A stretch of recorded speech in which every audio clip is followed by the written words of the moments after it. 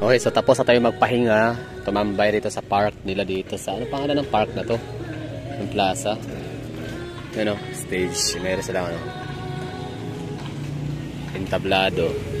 Tapos, okay, lisanin na natin to. Di ko alam kung ano pangalan ng park. Basta harap siya ng ano, Station 5. Tapos ngayon, ang gagawin natin maglalakad lang tayo papuntang ano, Dimorphy.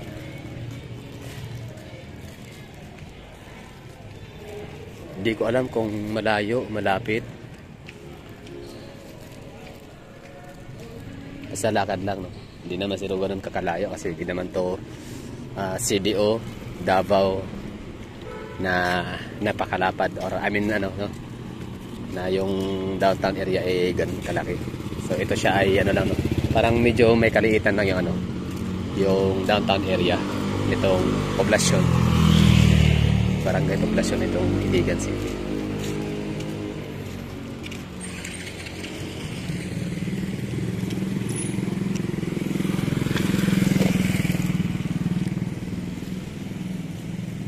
Make me hotter.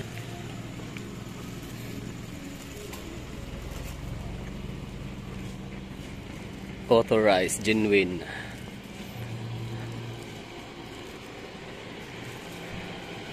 Sangkupan Building, Aguinaldo Street.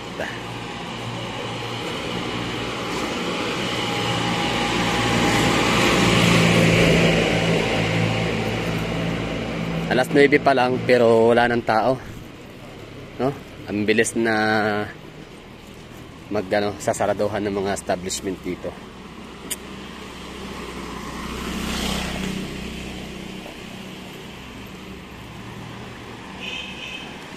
Saan kaya nakalagay yung ano nila, mga food parks? Ano kasi no, hiwalay kasi sa downtown yung kanilang munisipyo, City Hall.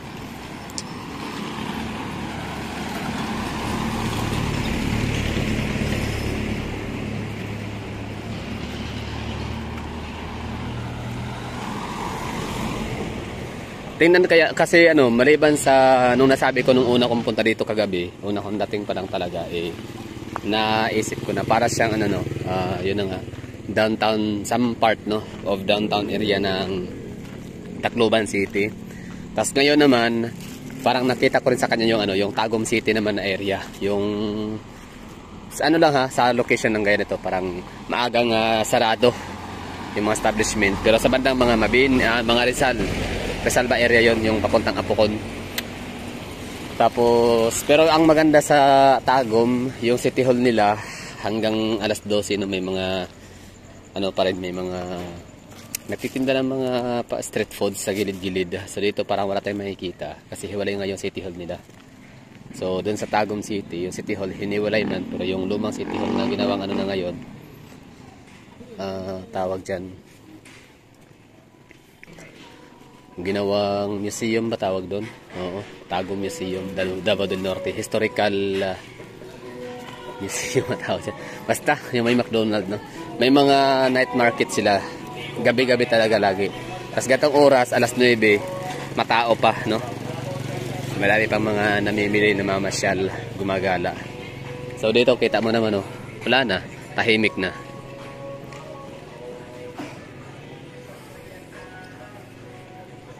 Pero nakakatuwa, no? Tingnan yung mga gusali nila kapag araw. Mga lumang mga disenyo. Yung mga bahay, mga ancestral house na inaanay na, pero andyan pa rin, no? Nakatayo.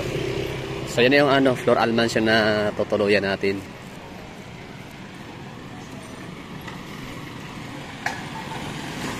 Parang gusto ko pang sumakay ng ano, jeep. Paikot-ikot. Saan kaya mga ruta nito? Palao Medical. Diyan tayo kanina sa may tulay. Ibalikan ulit natin. Kasi kagabi nung pinuntahan natin siya, madilim, walang ilaw. Ngayon meron kasi maaga pa lang, no? May ilaw siya ngayon. Bango naman ng mga, no, mga ulam, mga luto dito. Parang may mga alamang, no? Lagi.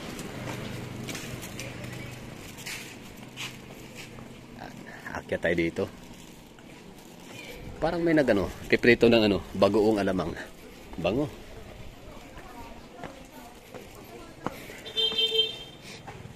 Ayan, oh.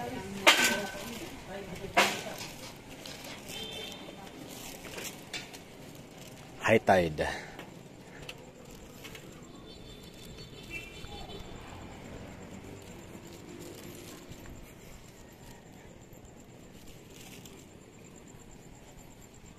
Ayan, baka may dugong.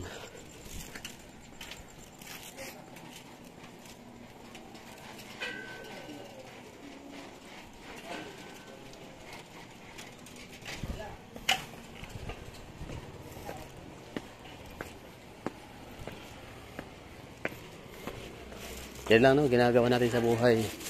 Explore, mga bagong lugar pinupuntahan. Hanggang sa masuyo talaga natin tong buong Pilipinas. At lahat mayroon tayong vlog. Darating yung time na tapos na tayo iikotin yung Pilipinas. Meron na tayong magagawang mga recap, no, and reaction videos. Kasi may mga na-document na tayo.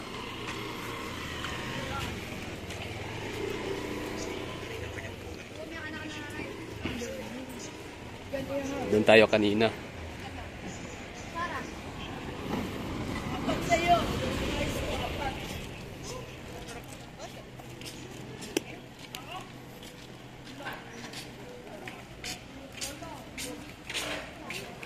Oh, yun na. Diba tahimik na, oh. Time check tayo.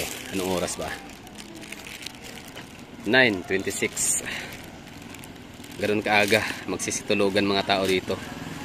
Oh, tama talaga yung sabi ni mamang driver kanina sa habal-habal na alas 12 pa lang sarado na yung mga beer house. Kasi yung mga tao daw naiingayan. Di ba? Ang galing. Pakaano pa rin, no, ng mga taga rito. Hindi pa rin talaga sila yung parang typical na CDO, Manila or Cebu na halos magdamagan yung mga gimikan. So dito parang provincial feels pa rin din sila.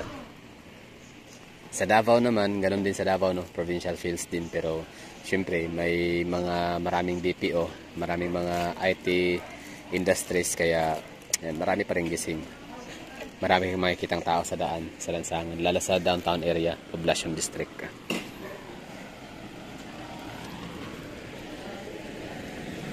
Dito, wala ng tao. Saraduhan na. Uwian na lahat. So, doon lang tayo naglakad, oh. Lapit lang pala. Yung may ilaw-ilaw. Yung park. So, bukas, umaga, kailangan makatulog ka pa ng maaga ngayon para maagang magising. Para maagang makasakay ng van papuntang Marawi City para makapagpasyal sa lugar nila. Kasi napaka famous din ng Marawi City. Hindi pwedeng hindi tayo makapagdala doon. Hindi tayo pwedeng hindi makapag-vlog. Lalo sa ground zero area. At makatikim, no, ng kanilang masarap na kape. Masarap daw ang kape doon, eh. Tapos yung mga pagkain din, mga delicacies ng mga Maranao. Mga Maranao tribes. So yun lang siguro. Maraming thank you at ako ipapasok na. So sana may bakante pa, no? Kasi hindi pa naman ako nakapag-reserve booking kaganina. Itong tindahan yan, no? Mag 24 hours din yan bukas para sa mga nagsi-check-in din siguro dito sa Floral Mansion. Pero yung bulaluan talaga para sa mga hangover, no, mga naglalasing, pwede rin, no. Tapos may mga nagluluto ng mga noodles, kapihan. Central Market, Iligan City.